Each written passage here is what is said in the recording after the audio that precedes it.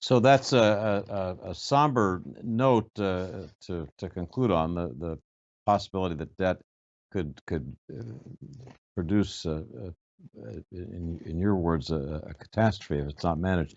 Let me ask you a final question, Madam Director. Fed Chairman Powell and the Federal Reserve has signaled that it could begin raising interest rates for the first time in 3 years in March.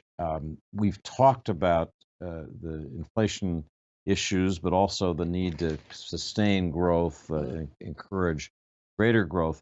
Do you think the Fed's apparent decision to begin raising interest rates is a wise one? Given the problem of inflation that, as I said, is an economic concern, it is also a social concern. The Fed is right to be driven by data and take appropriate steps. And let's remember, even with taking these steps, financial conditions remain very accommodative. In other words, we are far from interest rates, real interest rates that can really bite. And I am confident that the Fed will sustain that well-calibrated, well-communicated policy actions so the recovery can continue, and at the same time, we can put the brakes on inflation.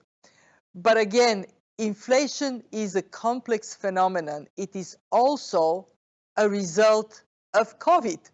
So back to my message, we need to think of pandemic actions as economic policy tools, because if we reduce the risks of more variants and more lockdowns, we are helping supplies to come on time, and we are helping the economy to recover faster.